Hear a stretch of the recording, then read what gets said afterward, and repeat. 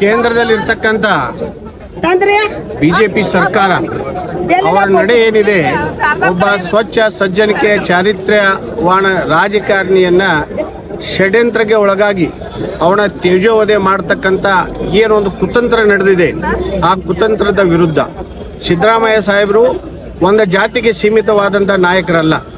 ಶೋಷಿತರ ಪರವಾಗಿ, ತುಳಿತಕ್ಕೀಡದ ಜನರ ಪರವಾಗಿ, ದಲಿತ ಅಲ್ಪಸಂಖ್ಯಾತ ಹಿಂದುಳಿದವರ ಪರವಾಗಿ ಮತ್ತು ಎಲ್ಲ ಸಮುದಾಯಗಳ ಮುಖಂಡರಾಗಿ ಕಾರ್ಯನಿರ್ವಹಿಸ್ತಾ ಇದ್ದಾರೆ, ಆಡಳಿತವನ್ನು ಕೊಡ್ತಾ ಇದ್ದಾರೆ. ಅದನ್ನು ಸಹಿಸಲಿಕ್ಕೆ ಆಗಿಲ್ಲ, ಅದನ್ನ ಬಿಜೆಪಿಯವರಿಗೆ ಸಹಿಸಲಿಕ್ಕೆ ಆಗಿಲ್ಲ. ಕೇಂದ್ರದಲ್ಲಿರ್ತಕ್ಕಂಥ ಬಿಜೆಪಿ ಸರ್ಕಾರ ಈ ರಾಜಭವನವನ್ನ ದುರ್ಬಳಕೆ ಮಾಡಿಕೊಂಡು, ರಾಜಭವನವನ್ನ ಬಿಜೆಪಿ ಕಚೇರಿ ತರ ನಡೆಸ್ಕೊಂಡು ರಾಜ್ಯಪಾಲರವ್ರ ಮೇಲೆ ಒತ್ತಡ ಹೇರಿ ಅವ್ರಿಗೆ ಪ್ರಾಸಿಕ್ಯೂಷನ್ಗೆ ಅನುಮತಿ ಕೊಡಬೇಕಂತ ಒತ್ತಡ ಕೇಂದ್ರದಿಂದ ಹೇರ್ತಾ ಇದ್ದಾರೆ. ಇದು ಸಂವಿಧಾನ ವಿರೋಧಿವಾದಂಥ ಚಟುವಟಿಕೆ, ಸಂವಿಧಾನ ವಿರೋಧಿವಾದಂಥ ನಡವಳಿಕೆ. ಇಂಥ ನಡವಳಿಕೆ, ಇಂಥ ಬೆಳವಣಿಗೆಗಳು ದೇಶದ ಉದ್ಧಾರಕ್ಕೆ ಸರಿಯಲ್ಲ. ಒಬ್ಬ ಸಜ್ಜನ ವ್ಯಕ್ತಿಯ ವಿರುದ್ಧ ನಡೀತಕ್ಕಂಥ ಯಾವುದೇ ಹಗರದಲ್ಲಿ ಸಿದ್ದರಾಮಯ್ಯ ಸಾಹೇಬ್ರಿಲ್ಲ, ಮೂಢ ಹಗರನೂ ಅವರಿಗೆ ಸಂಬಂಧವೇ ಇಲ್ಲ. ಅದಕ್ಕಾಗಿ ಅವರು ಇಂಥ ನಡವಳಿಕೆಯನ್ನು ಮಾಡಬಾರ್ದು.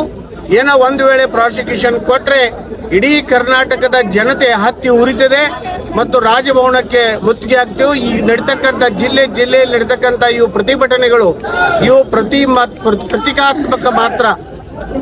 ಒಂದು ವೇಳೆ ಏನಾರೇ ಆ ಪ್ರಸಂಗ ಬಂದ್ರೆ ಇಡೀ ಕರ್ನಾಟಕ ರಾಜಧಾನಿಯನ್ನ ನಡಗಿಸ್ಬಿಡ್ತೇವೆ. ರಾಜ್ಯದಲ್ಲಿ ಕೂಡ ಒಂದು ಅಲೆಯನ್ನ ನಿರ್ಮಾಣ ಮಾಡಿ ಸಿದ್ದರಾಮಯ್ಯ ಅವರು ಬೆನ್ನಿಗಿರ್ತೀವಿ ಅಂತ ಎಲ್ಲ ಶೋಷಿತ ಸಮುದಾಯಗಳು ಅವರ ಬೆನ್ನಿಗಿರ್ತೀವಿ ಅಂತ ಅದಕ್ಕೆ ಕರೆ ಕೊಡ್ಲಿಕ್ಕೆ ಇವತ್ತಿನ ಪ್ರತಿಭಟನೆ.